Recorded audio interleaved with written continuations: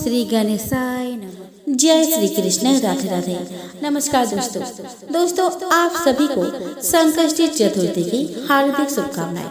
दोस्तों आज इस वीडियो में मैं आपको बताऊंगी कि मार्च महीने में भालचंद्र संकष्टी चतुर्थी व्रत कब है। आप जानेंगे इसके शुभ मुहूर्त और पूजन विधि के बारे में। साथ ही आप जानेंगे इस व्रत के महत्व एवं सबसे अंत में आप श्रवण करेंगे संकष्टी चतुर्थी की व्रत कथा। तो चलिए दोस्तों श्री गणेश का नाम लेते हुए हम आज का वीडियो शुरू करते हैं। दोस्तों हर महीने में दो चतुर्थी तिथि आती है। दोनों ही चतुर्थी तिथि भगवान गणपति को समर्पित है। इस दिन का शास्त्रों में बहुत महत्व है। इस दिन पूरे विधि विधान के साथ भगवान गणेश की पूजा की जाती है। ऐसी मान्यता है कि संकष्टी चतुर्थी का व्रत रखने से साधक के सारे काम बनते हैं और उसका जीवन खुशियों से भर जाता है। इस दिन का व्रत रखने से साधक को संतान सुख की भी प्राप्ति होती है। दोस्तों हिंदू पंचांग के अनुसार इस साल मार्च महीने की कृष्ण पक्ष की चतुर्थी तिथि 28 मार्च को शाम 6:57 पर शुरू हो जाएगी और इस तिथि का समापन 29 मार्च को सुबह 8:21 पर होगा। उदया तिथि के अनुसार इस महीने में यह व्रत 29 मार्च 2024 को रखा जाएगा। दोस्तों इस दिन सुबह स्नान आदि के बाद भगवान का ध्यान लगाए। उसके बाद मंदिर की साफ सफाई करके साफ स्थान पर भगवान गणेश की मूर्ति स्थापित करें। फिर भगवान गणेश को रोली, चंदन, अक्षत, फूल और दूर्वा अर्पित करें। इस दिन गणपति को लड्डू या मोदक का भोग लगाए। उसके बाद कथा का पाठ करें और आरती करें। इस दिन शाम के समय चंद्र उदय के बाद चांद की पूजा करें। उसके बाद भगवान गणेश और चांद को भोग लगाए। अंत में लगे हुए भोग को प्रसाद के तौर पर बांटें। संकष्टी चतुर्थी के दिन भगवान गणेश की पूजा करने से साधक के सारे काम बन जाते हैं। बप्पा अपने भक्तों के सारे काम बिना किसी विघ्न बाधा के पूरा कर देते हैं। इस दिन भगवान गजानन की पूजा करने से घर में सुख समृद्धि और सौभाग्य आता है। इस दिन पूरे दिन उपवास रख के शाम को चंद्रमा को अर्घ्य दिया जाता है। इस दिन का व्रत करने से साधक को संतान सुख की भी प्राप्ति होती है। आइए दोस्तों अब हम श्रवण करें चैत्र संकष्टी गणेश चतुर्थी की व्रत कथा। एक समय की बात है जब कैलाश में माता पार्वती और भगवान गणेश विराजमान थे।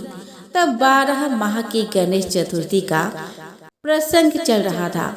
तब माता पार्वती ने कौतूहलवश भगवान गणेश से पूछा कि हे पुत्र, चैत्र माह की कृष्ण पक्ष की चतुर्थी को तुम्हारे किस स्वरूप की पूजा की जाती है और उसका विधान क्या है, वह मुझसे कहो। माता पार्वती की जिज्ञासा को शांत करते हुए भगवान गणेश ने कहा, हे माता, चैत्र माह की कृष्ण पक्ष को आने वाले चतुर्थी को मेरे भालचंद्र स्वरूप की पूजा करनी चाहिए। इस दिन पूरे दिन व्रत रखकर रात्रि में सत्सोपचार से मेरा पूजन करना चाहिए। इस दिन व्रती को ब्राह्मण भोजन के अनंतर पंचगव्य पान करके रहना चाहिए। यह पूर्ण रूप से सभी संकटों का नाश करता है। इस व्रत के स्मरण मात्र से मनुष्य को सभी सिद्धियों की प्राप्ति सहज रूप से हो जाती है। अब माता, मैं आपको इस व्रत से जुड़ी एक कथा के विषय में अवगत कराने जा रहा हूँ, अतः आप इसे ध्यान पूर्वक सुनिएगा। सतयुग में मकरध्वज नामक एक राजा हुए थे। वे परम प्रजा पालक थे। उनके राज्य में सभी लोग सुखी और समृद्ध जीवन व्यतीत कर रहे थे। सभी वर्ण के लोग अपने धर्म का पूर्ण निष्ठा से पालन किया करते थे। प्रजा निरोगी और स्वस्थ जीवन व्यतीत करती थी। प्रजा में चोर और डाकू आदि का कोई भय नहीं था। नगर में रहने वाले सभी लोग उदार, दानी, धार्मिक, बुद्धिमान और सुंदर थे। इतना सुंदर राज्य होने के पश्चात राजा पुत्र सुख से वंचित थे। पुत्र रत्न की प्राप्ति हेतु उन्होंने कई यत्न किए। अंततः महर्षि याज्ञवल्क्य की कृपा से उन्हें पुत्र धन की प्राप्ति हुई। पुत्र रत्न की प्राप्ति होने पर राजा की खुशी का कोई ठिकाना नहीं रहा था। अब वो अपने राज्य का संपूर्ण कार्यभार अपने मंत्री धर्मपाल को सौंपकर विविध प्रकार के खेल खिलौनों से अपने राजकुमार का पालन पोषण करने लगे। यहाँ राज्य का शासन अपने हाथों में आ जाने से मंत्री धर्मपाल धन धान्य से संपन्न हो गए।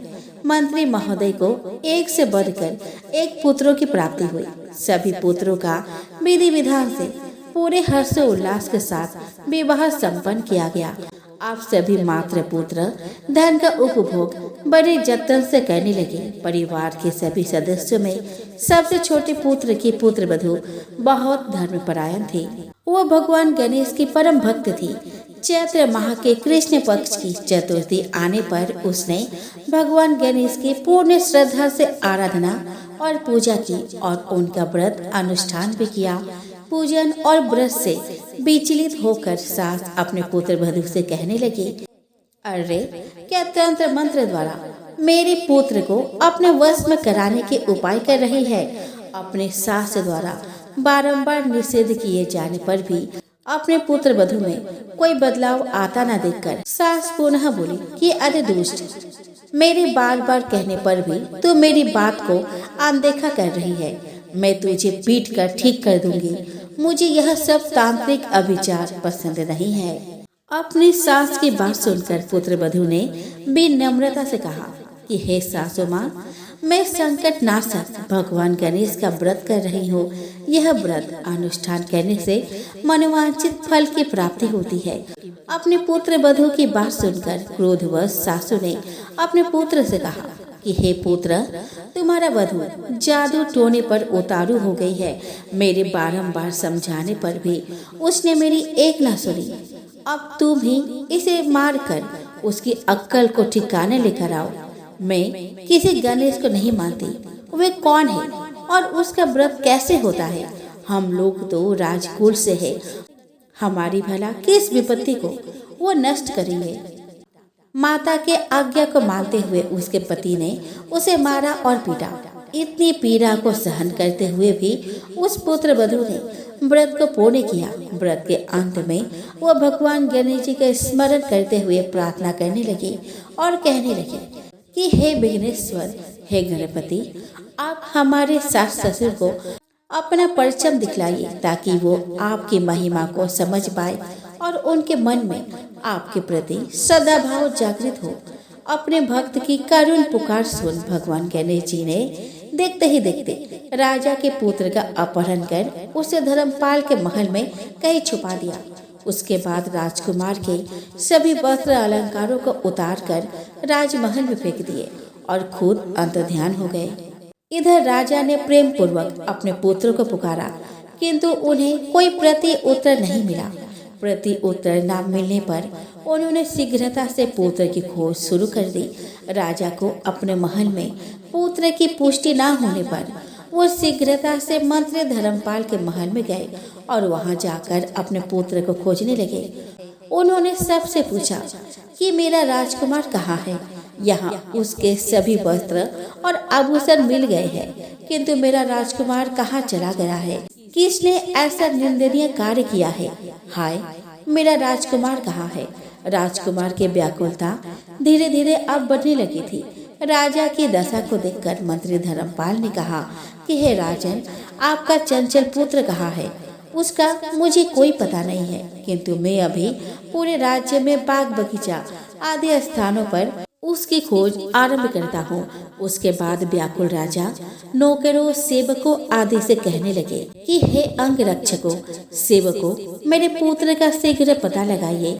राजा के आदेश मिलने मात्र से राजा के पुत्र की खोज जोरों शोरों से शुरू हो गई, किंतु राजा के पुत्र का कोई पता नहीं चला। जब राजा के पुत्र का कहीं भी पता न चला, तब वो राजमहल में आके राजा के समक्ष डरते डरते यह निवेदन करने लगे कि हे राजन, हमें क्षमा करें। अभी तक अपहरणकारियों का कोई पता नहीं चला है। राजकुमार को पूरे नगर में किसी ने आते जाते नहीं देखा है। उनकी बातें सुनकर क्रोधवश होकर राजा ने अपने मंत्री को बुलाया और कहा कि हे धर्मपाल, मेरा राजकुमार कहाँ है? मुझे साफ साफ बता दे कि मेरा राजकुमार कहाँ है। उसके सभी वस्त्र और आभूषण मुझे दिखाई दे रहे हैं, केवल वही नहीं है। अरे नीच, मुझे बता दे कि मेरा राजकुमार कहाँ है, अन्यथा मैं तुझे और तेरे पूरे कुल का नाश कर दूंगा। इसमें जरा भी संदेह मत रखना। राजा द्वारा डांट पड़ने के कारण मंत्री विचलित हो गए। मंत्री धर्मपाल ने राजा के समक्ष नतमस्तक होकर कहा कि हे भूपाल, मेरा विश्वास कीजिए, मैं अभी पता लगाता हूँ। इस नगर में बालक अपहरणकर्ताओं का कोई गिरोह भी नहीं है और न ही कोई डाकू ही है, किंतु पता नहीं किस नराधमी ने ऐसा नीच कर्म किया है और न जाने कहाँ गायब हो गया है। धर्मपाल अब अपने महल आकर अपने पत्नी एवं पुत्री से पूछने लगा। उसने अपने सभी पुत्र वधुओं को बुलाकर पूछा कि यह नीच कर्म किसने किया है। यदि राजकुमार का पता नहीं चला तो राजन मुझे और मेरे पूरे वंश का विनाश कर देंगे। अपने ससुर की बात को सुनकर सबसे छोटी पुत्र वधु ने कहा कि हे पिताश्री, आप इतने चिंतित क्यों हो रहे हैं? यह सब भगवान श्री गणेश का लीला है। उन्हीं के ही कोप का परिणाम आप भुगत रहे हैं। अतः आप भगवान श्री गणेश की पूजा आराधना करें। अगर राजा से लेकर नगर के सभी प्रजा पूर्ण श्रद्धा के साथ गणेश जी की चतुर्थी का व्रत करे तो व्रत के फल स्वरूप भगवान गणेश जी राजकुमार को अवश्य लौटा देंगे। मेरा वचन कभी मिथ्या नहीं होता। छोटी पुत्र वधु की बात सुनकर ससुर ने कहा कि हे पुत्री, तुम सत्य कह रही हो, तुम धन्य हो। हमारे कुल में एक तुम ही हो जो मेरा और मेरे कुल का उद्धार कर दोगी। भगवान गणेश जी की पूजा कैसे की जाती है वो तुम मुझे बताओ। हे सुलक्षणी, मैं मंद बुद्धि होने के कारण भगवान गणेश के व्रत का महिमा नहीं जानता, अतः मुझ पर और मेरे परिवार को उनके किए गए अपराध की क्षमा देकर राजकुमार का पता लगवा दो। तब सभी लोगों ने भगवान श्री गणेश का कष्टनाशक संकष्टी चतुर्थी का व्रत अनुष्ठान किया। राजा सहित सभी नगर जनों ने गणेश जी को प्रसन्न करने हेतु व्रत का अनुष्ठान किया। सभी के व्रत अनुष्ठान के प्रभाव से गणेश जी प्रसन्न हो गए और देखते ही देखते सभी लोगों के सामने उन्होंने राजकुमार को प्रकट किया। राजकुमार को अपने समक्ष देख राजा सहित सभी नगर वासियों की खुशी का कोई ठिकाना न रहा। वो बस राजकुमार को आश्चर्यचकित होकर देखने लगे। राजा अपने पुत्र को पुनः प्राप्त करके खुशी से फूले नहीं समा रहे थे। भगवान गणेश की लीला को देख वो नतमस्तक होकर कहने लगे कि भगवान गणेश जी, आप धन्य हो और धर्मपाल, तुम्हारी छोटी पुत्र वधु भी धन्य है, जिसकी कृपा से आज मेरा पुत्र यमराज के वहां जाकर भी दोबारा लौट आया।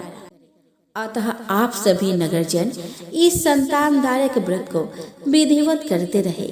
श्री गणेश जी बोले कि हे माता, इस व्रत से बढ़कर इस लोक तथा सभी अन्य लोकों में कोई दूसरा व्रत नहीं है। इस कथा का श्रवण युधिष्ठिर ने भगवान श्री हरि कृष्ण से सुना था और इसी चैत्र माह के कृष्ण पक्ष को आने वाली चतुर्थी का व्रत करके उन्होंने अपने खोए हुए राज्य को फिर से प्राप्त किया था।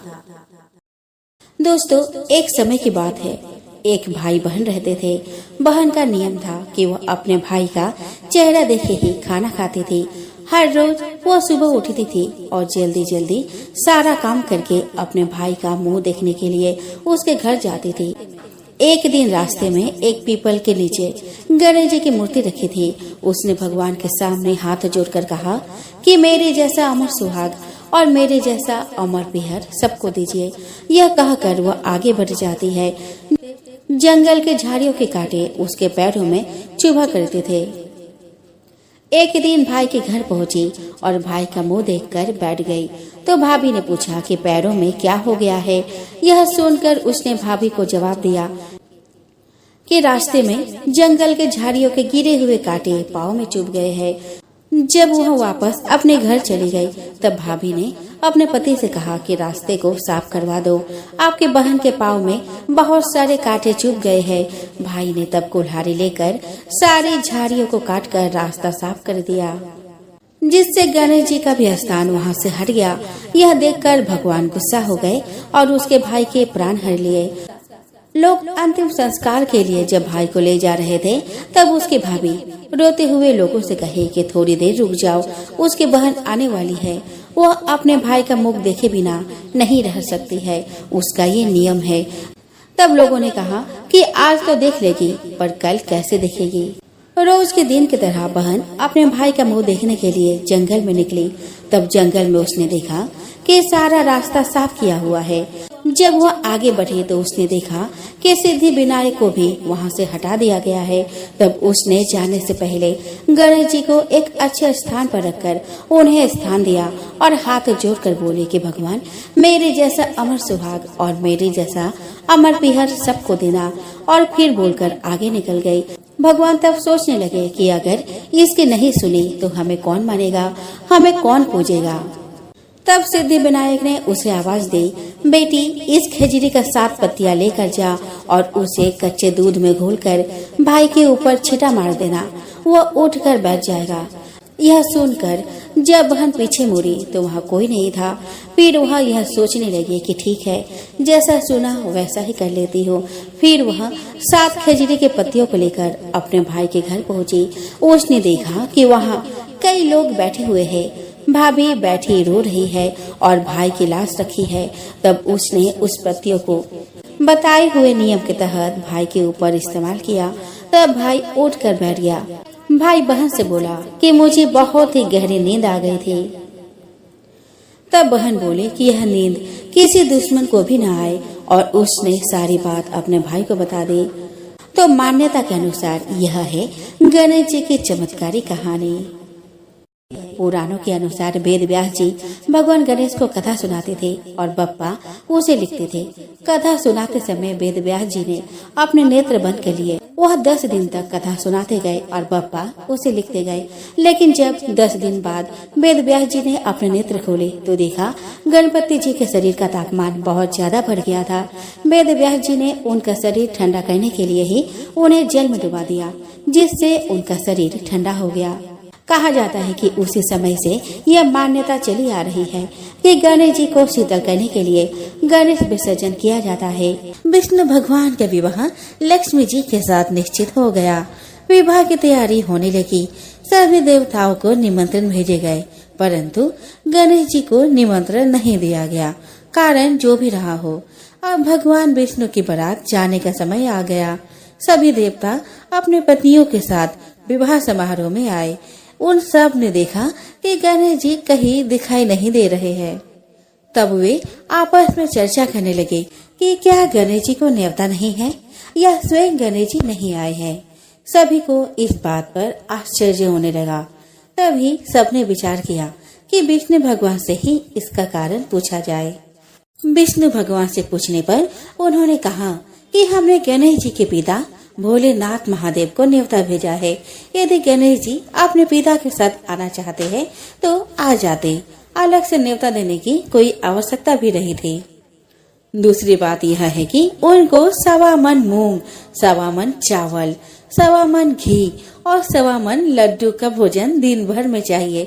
यदि गणेश जी नहीं आएंगे तो कोई बात नहीं, दूसरे के घर जाकर इतना सारा खाना पीना अच्छा भी नहीं लगता। इतनी वार्ता कर ही रहे थे कि किसी एक ने सुझाव दिया, यदि गणेश जी आ भी जाए तो उनको द्वारपाल बनाकर बैठा देंगे कि आप घर का ध्यान रखना।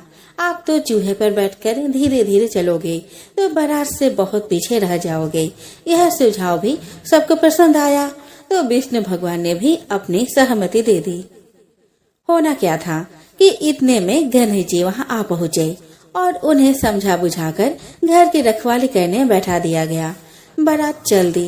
तब नारद जी ने देखा कि गणेश जी तो दरवाजे पर ही बैठे हुए हैं, तो वे गणेश जी के पास गए और रुकने का कारण पूछा। गणेश जी कहने लगे कि विष्णु भगवान ने मेरा बहुत अपमान किया है। नारद जी ने कहा कि आप अपने मूषक सेना को आगे भेज दे तो वह रास्ता खोद देगा। जिससे उनके वाहन धरती में धंस जाएंगे। तब आपको सम्मान पूर्वक बुलाना पड़ेगा ही। अब तो गणेश जी ने अपनी मुस्तक सेना जल्दी से आगे भेज दी और उसकी सेना ने जमीन को खोखला कर दिया। जब बारात वहाँ से निकली तो रथों के पहिए धरती में धंस गए। लाख कोशिश करे परंतु पहिए नहीं निकले। सभी ने अपने अपने उपाय किए परंतु पहिए तो नहीं निकले, बल्कि जगह जगह से टूट गए। किसी की समझ में नहीं आ रहा था कि अब क्या किया जाए। तब तो नारद जी ने कहा, आप लोगों ने गणेश जी का अपमान करके अच्छा नहीं किया। यदि उन्हें मनाकर लाया जाए तो आपका कार्य सिद्ध हो सकता है और यह संकट टल सकता है। शंकर भगवान ने अपने दूत नंदी को भेजा और वे गणेश जी को लेकर आए। गणेश जी का आदर सम्मान के साथ पूजन किया। तब कहीं रथ के पहिए निकले। अब रथ के पहिए निकल तो गए परंतु वे टूट फूट गए तो उन्हें सुधारे कौन। पास के खेत में एक हाथी काम कर रहा था। उसे बुलाया गया। हाथी अपना कार्य करने के पहले श्री गणेशाय नमः कहकर गणेश जी की वंदना मन ही मन करने लगा। देखते ही देखते हाथी ने सभी पहियों को ठीक कर दिया। तब हाथी कहने लगा कि हे देवताओं, आपने सर्वप्रथम गणेश जी को नहीं मनाया होगा और न ही उनकी पूजा की होगी, इसलिए तो आपके साथ यह संकट आया है। हम तो मूर्ख अज्ञानी हैं, फिर भी पहले गणेश जी को पूजते हैं, उनका ध्यान करते हैं। आप लोग तो देवता गण हैं, फिर भी आप गणेश जी को कैसे भूल गए। अब आप लोग भगवान श्री गणेश जी की जय बोल कर जाए तो आपके सब काम बन जाएंगे और कोई संकट भी नहीं आएगा। ऐसा कहते हैं कि बारात वहाँ से चल दी और विष्णु भगवान का लक्ष्मी जी के साथ विवाह संपन्न करा के सभी सकुशल घर लौट आए। एक बूढ़ी माँ गणेश जी जैसे आपने बेटी जी के काम सलामती के लिए वैसे 12 महीने की चौथ का व्रत करती थी। हर चौथ को पंसारी से थोड़ा सा गुड़ और घी लाकर 4 लड्डू बनाती, एक बेटे को देती, एक से पूजा करती, एक हथकार के लिए निकालती और एक चांद उगने पर खुद खा लेती।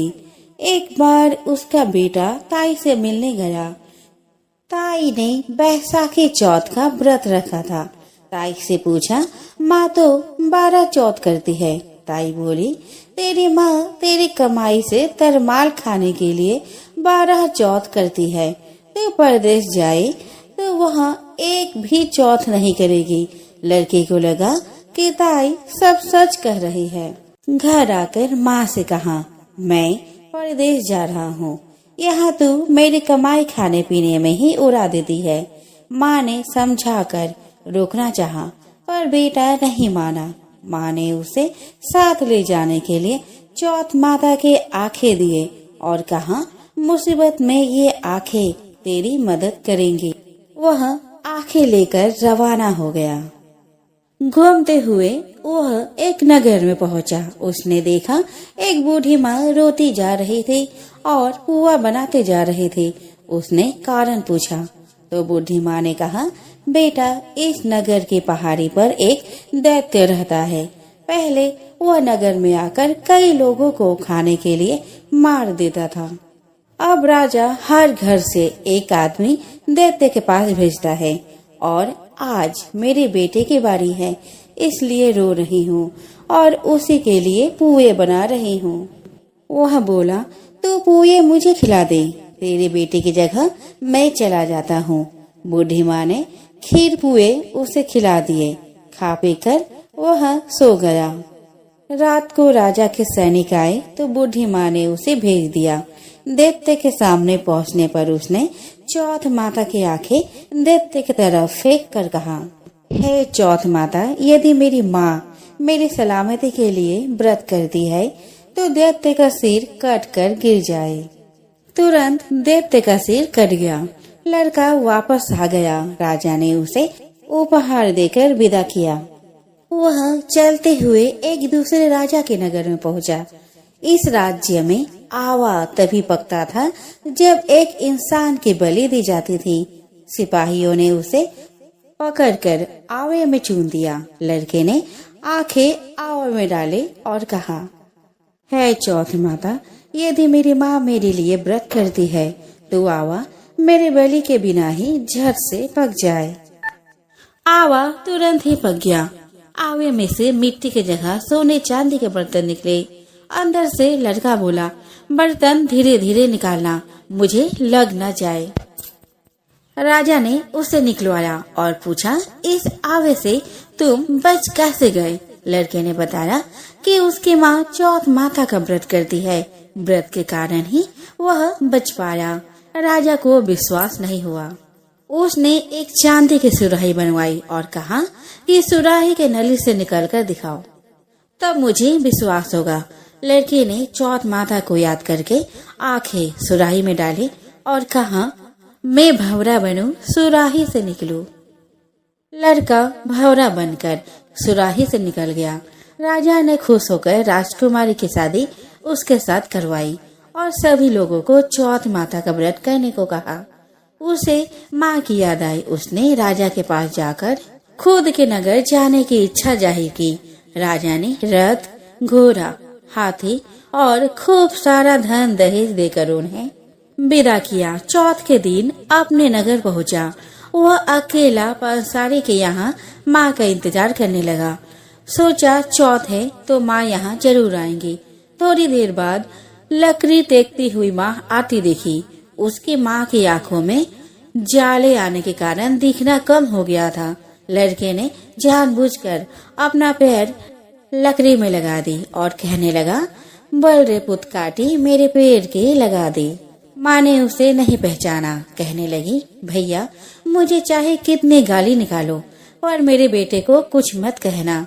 बेटा माँ के चरणों में गिर पड़ा। कहा, माँ मैं तेरा ही बेटा हूँ, मुझे माफ कर दो। माँ ने उसे गले से लगा लिया। नगर के लोगों ने विश्वास नहीं किया कि वह उसका बेटा है। बूढ़ी माँ ने चौथ माता को याद करके कहा, हे चौथ माता, यदि मैं अपने बेटे के लिए व्रत करती हूँ तो मेरे स्तन में दूध भर जाए और उसकी धार मेरे बेटे के मुंह में गिरे। माँ के स्तन से दूध की धार निकलकर बेटे के मुंह में गिरने लगी।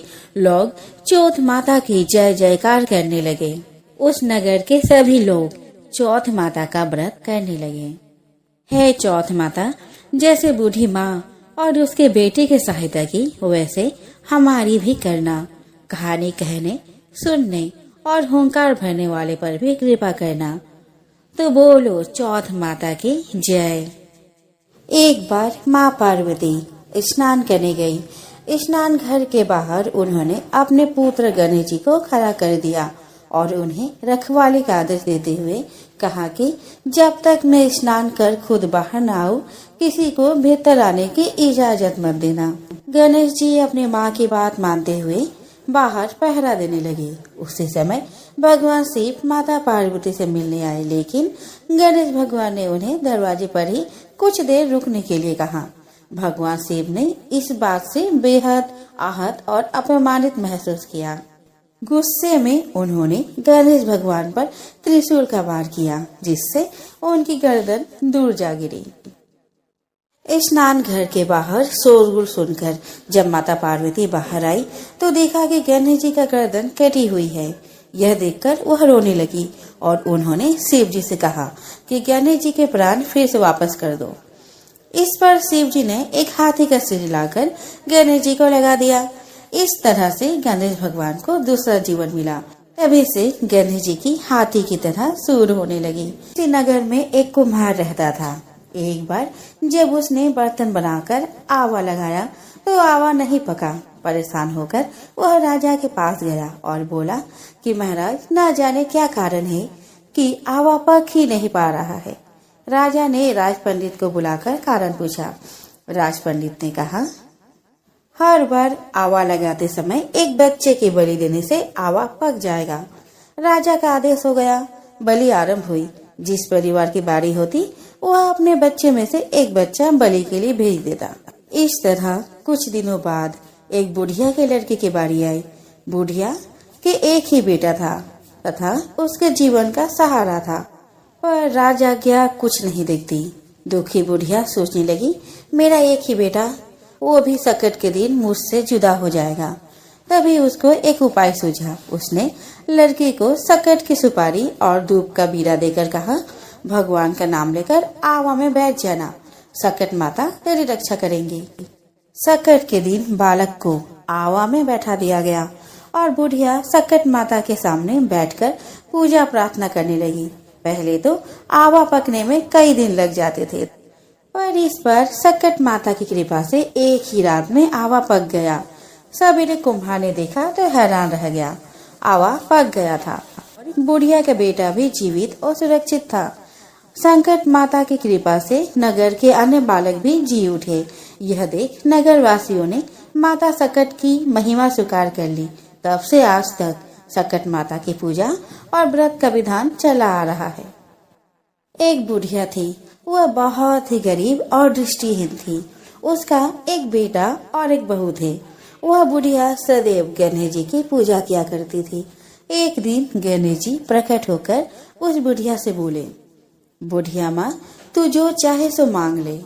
बुढ़िया बोली, मुझे तो मांगना नहीं आता, कैसे और क्या मांगो। तब गणेश जी बोले, आपने बहू बेटे से पूछ कर मांग ले। तब बुढ़िया ने अपने बेटे से कहा, गणेश जी कहते हैं कि तू कुछ मांग ले, तो बता मैं क्या मांगू। पुत्र ने कहा, माँ तू धन मांग। बहू से पूछा तो बहू ने कहा, नाती मांग ले। तब बुढ़िया ने सोचा कि ये तो अपने अपने मतलब की बात कर रहे हैं। अतः उस बुढ़िया ने पड़ोसी से पूछा तो उन्होंने कहा, बुढ़िया तू तो थोड़े दिन जिएगी, क्या तू धन मांगे और क्या नाती मांगे।